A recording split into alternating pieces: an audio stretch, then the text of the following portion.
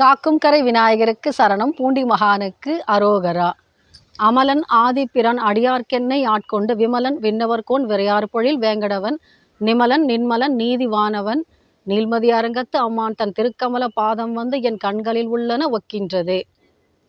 அருமையான பாசுரம். திருப்பாணாழ்வாருடைய முதன்மையான முதல் பாடல் இது.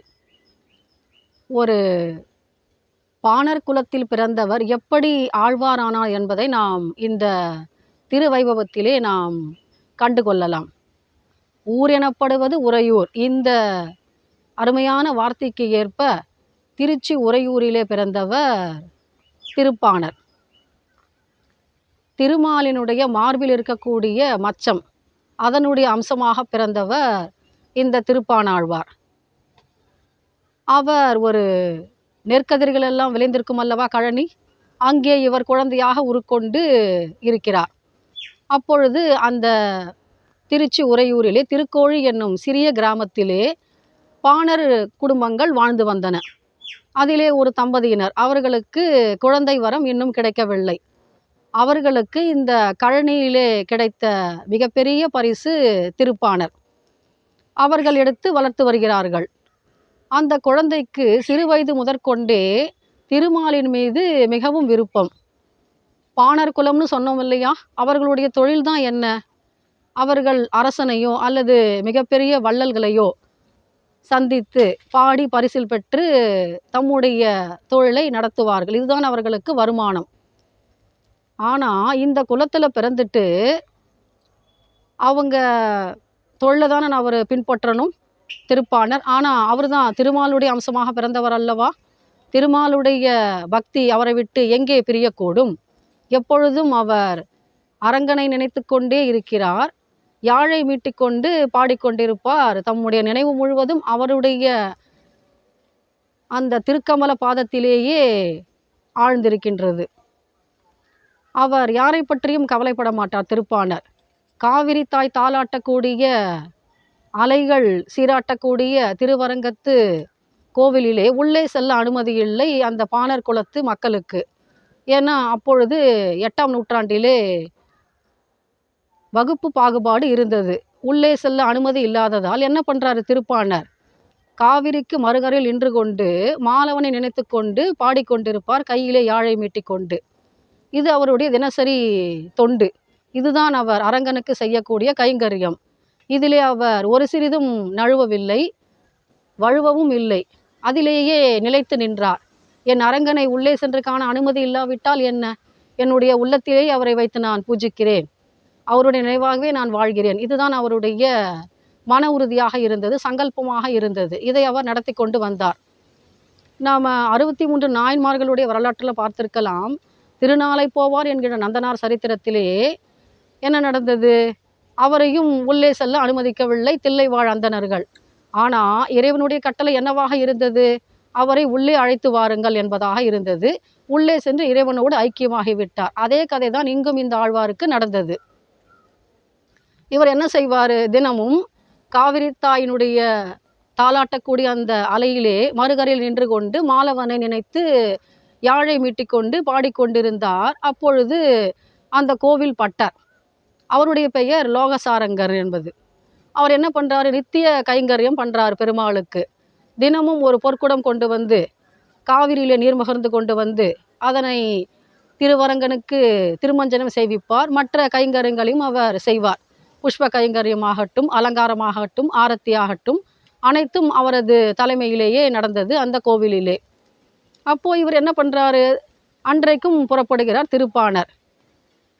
காவிரி கரையில் நின்று கொண்டு வேங்கடவனை நினைத்து கொண்டு மனதிலே அவரை வழிபட்டு கொண்டு கண்ணை மூடிக்கொண்டிருக்கிறார். ஏன்னா அவர் அதில் லயித்து விடுகிறார் பக்தியில். அப்போது எதிர்க்க யார் வந்து பேசினாலோ இல்லை நின்றாலோ அவருக்கு தெரியாது. அந்த பக்தி உணர்வில் அவர் ஆட்பட்டு விடுகிறார். அப்போது தன்னை மறந்து கண்ணை மூடிக்கொண்டு அவர் பாடிக்கொண்டிருக்கும் பொழுது லோகசாரங்கர் வருகிறார். சற்றே தள்ளியிரும், இறைவனுக்கு திருமஞ்சனம் ஆட்டுவதற்கு நான் தண்ணீர் முகர்ந்து வர வேண்டும், வழியில் நிற்கிறாயே, ஓரமாக போ அப்படின்னு சொல்கிறாரு. இவருக்கு நினைவு இங்கே இருந்தால்தானே அவர் சொன்னது காதில் விழும். அவர்தான் இறைவனின் நினைப்பில் இருக்கிறாரே. அதனால் அவருக்கு அந்த வார்த்தைகள் செவிமடுக்கவில்லை. அமைதியாக நின்று கொண்டு பாடிக்கொண்டிருக்கிறார் பக்தி பரவசத்திலே. இவர் 2 தடவை 3 தடவை சொல்லி பார்க்கிறார் லோகசாரங்கர். கேட்கிறபடியாக இல்லை திருப்பாணர். என்ன பண்றது? இப்போ நேரமாகிறது இறைவனுடைய ஆலயத்துக்கு செல்ல. ஏன்னா திருமஞ்சனம் ஆட்ட வேண்டும். பார்த்தாரு. ஒரு சிறு கல் எடுத்து பொறுக்கி எறிந்தாரு திருப்பாணர் மேல. அந்த கல்லு பாருங்க, திருப்பாணருடைய நெற்றியாய் காயப்படுத்த வேண்டும். காயப்படுத்தியது மட்டுமல்லாமல் அதிலிருந்து ரத்தம் வடிகிறது. ஆனா விழிச்சு பார்க்கிறார். அந்த இரத்தத் துளிகள் தம்மேல் விழுந்தவுடன் திருப்பாணர், அடடா! நாம் ஒரு பெரிய தவறு செய்து விட்டோம் அல்லவா? இறைவனுடைய கைங்கரத்துக்கு நாம் சற்று தாமதமாக்கி விட்டோம் அல்லவா? இன்று திருமஞ்சனத்திற்கு எவ்வளோ பெரிய அபராதம் இழைத்து விட்டோம் அப்படின்னு அவர் நினைக்கிறாரு திருப்பாணர். அப்போ அவருக்கு சுயநினைவு வந்து சொல்றாரு, ஐயா என்னை மன்னியுங்கள், தெரியாமல் நின்று விட்டேன், என்னால தாமதமாகி விட்டது, நீங்கள் செல்லலாம் அப்படின்னு வழிவிடுறாரு. லோகசாரங்கரா, இவனால நமக்கு இன்னைக்கு திருத்தொண்டுக்கு கொஞ்சம் நேரமாகி விட்டதல்லவா அப்படின்னு ஒரு மனக்குறையோடு போயிட்டு பொற்குடத்துல நீரை முகர்ந்து கொள்கிறார். கோவிலுக்கு செல்கிறார். கோவிலுக்கு சென்று கருவறையிலே திருவரங்கனுடைய திருவுருவச் சிலையை பார்க்கும் பொழுது அவருக்கு ஆச்சரியம் மேலிடுகிறது. ஏன்னா அங்க அடித்தார் அல்லவா, திருப்பாணருடைய நெற்றியை காயப்படுத்தினார் அல்லவா, அந்த காயம் எப்படி திருவரங்கனுடைய நெற்றியின் மீது விழுந்தது? இப்பொழுது திருவரங்கத்து திருமேனியின் நெற்றியிலே ரத்தம் கசிகிறது. நிற்பதற்கு பாடுபடுகிறார் லோகசாரங்கர். ஆனா என்ன முயற்சி செய்தும் அது கட்டுப்படவில்லையே, தொடர்ந்து ஒழுகி கொண்டுதானே இருக்கிறது. நாம் என்ன அபராதம் செய்து விட்டோம், நாம் என்ன தவறு செய்து விட்டோம் என்பது லோகசாரங்கருக்கு பிடிபடவில்லை. அப்போ என்ன பண்றதுன்னு தெரியல. அன்றைக்கு அவர் அந்த கைங்கரியத்தை செய்ய வேண்டும். அலங்காரம் தூபதீபம் காட்ட வேண்டும். ஆனா ரத்தம் வழிந்து கொண்டே இருக்கிறதே, அதை நிறுத்த முயற்சித்தும் பலனளிக்கவில்லையே. பெரும் மனக்குறையோடு அன்று இரவு அவர் உறங்கச் செல்கிறார். கனவிலே அரங்கன் தோன்றி சொல்கிறார், என்னுடைய நெற்றியிலிருந்து அந்த காயம், அந்த ரத்தம் நிற்க வேண்டுமென்றால் நீ ஒரு வேலை செய்ய வேண்டும். அது என்னவென்றால், திருப்பாணரை அணுகி அவரிடம் மன்னிப்பு கேட்டுக்கொண்டு, அது மட்டுமல்ல, நீ கல்லெறிந்தாய் அல்லவா, அதை கூட தாங்கிக் கொள்ளலாம். ஆனா அவரை பிற்பட்ட வகுப்பினர், தாழ்ந்த சாதி, அதனால் அவரை உள்ள வர அனுமதி இல்லைன்னு சொல்கிறீங்க இல்லையா, அதையெல்லாம் மறந்துட்டு அவரை உன்னுடைய தோல் மீது தூக்கி கொண்டு இந்த திருவரங்கத்து கோவில் இருக்கு இல்லையா, அதை சுற்றி கொண்டு வந்து அதன் பிறகு நீ கருவறையில் அவரை நீ சேர்க்க வேண்டும். இதுதான் நீ செய்யக்கூடிய ஒரு வேலை, இது என்னுடைய கட்டளை அப்படின்னு பெருமாள் ஆணையிட்டு விடுகிறார். என்ன சொல்கிறாரு பாருங்க பெருமாள், நீ தூக்கிட்டு வர்றது பெருசு இல்லை தோல் மேல், ஆனால் மனசில் என்ன வச்சுக்கணும், அவர் தாழ்ந்த குலம்னு நினச்சிக்க கூடாது. இதுதான் முதன்மை. இந்த செய்தி தான் நமக்கு சிறப்பு. திருப்பாணாழ்வாருடைய பக்திக்கு கிடைத்த மிகப்பெரிய பரிசு, வெகுமதி. இதை நீ செய்ய வேண்டும்னு சொல்லிட்டாரு. இவர் தன்னுடைய தவறை உணர்கிறார். லோகசாரங்க முனி என்ன பண்ணுறாரு, மறுநாள் பொழுது எப்போ விடியும்னு காத்துக்கிட்டு இருக்காரு. பொழுது விடிஞ்ச உடனே நேரம் எங்கே போகிறாரு, பாணர்கள் வசிக்கக்கூடிய அந்த இடத்துக்கு சென்று அங்கே திருப்பாணரை தேடி கண்டுபிடித்து அவருடைய கால்களில் சாஷ்டாங்கமாக விழுந்து நமஸ்கரிக்கிறார். அது மட்டுமல்ல, கண்களில் கண்ணீர் வருகிறது லோகசாரங்கருக்கு. ஏன்னா இறைவனே உன் பொருட்டு வந்து என் கனவில் ஆணையிட்டு விட்டார் என்றால் நீர் எவ்வளோ பெரிய பக்தன், இறைவன் உன்னுடைய அந்த பக்தியை ஏற்றுக்கொண்டு விட்டான் அல்லவா.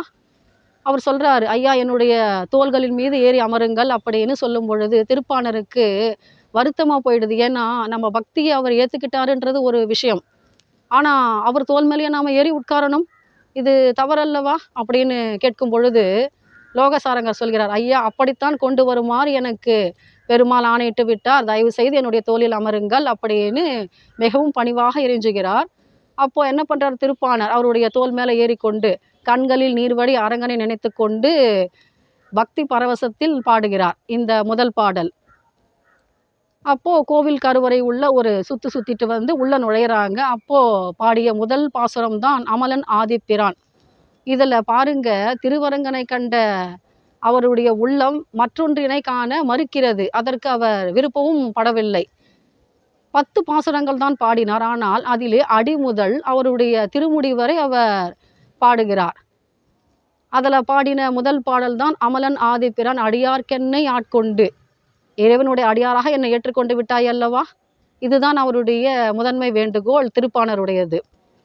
அடுத்தது பாடுறாரு 10 பாசுரங்கள்ல, கொண்டல் வனனை கோவலனாய் வெண்ணெய் உண்ட வாயன் என் உள்ளம் கவர்ந்தானை, அண்டர்கோன் அணி அடங்கத்தின் அமுதினை கண்ட கண்கள் மற்றொன்றினை காணாயே. என்ன சொல்றாரு பாருங்க, அணி அரங்கத்து என் அமுதினை கண்ட கண்கள் மற்றொன்றினை காணாயே. உன்னை கண்ட கண்கள் மற்றொன்றினை காண எனக்கு விருப்பமில்லை, உன்னோடு கலந்து விடுகிறேன்.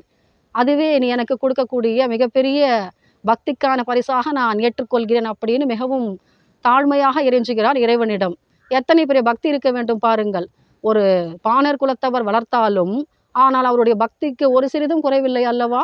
தாழ்ந்த குலம் என்று உலகம் ஒதுக்கினாலும் இறைவன் ஏற்றுக்கொண்டு விட்டார் அல்லவா அவருடைய பக்தியையும் அவருடைய அந்த பக்தி பாடல்களையும். 10 பாசுரங்கள் பாடி ஒருவர் இறைப்பதம் அடைய முடியும் என்று சொன்னால் அது திருப்பாணருக்கே உண்டான சிறப்பு. என்ன பாடுறார் பாருங்க, கொண்டல் வண்ணனை கோவலனாய் வெண்ணெய் உண்ட வாயனா. எவ்வளவு அற்புதமாக வர்ணிக்கிறார். பாதம் முதல் உச்சி வரை வெறுமனே 10 பாசுரங்கள் பாடி திருப்பதம் அடைய முடியுமா? முடிந்ததே திருப்பாணரால. எவ்வளவு அழகான பாடல்கள் கொடுத்திருக்கிறார் நமக்கு. 10 பாசுரம் என்றாலும் அத்தனையும் தேன் சுளைகள் அல்லவா?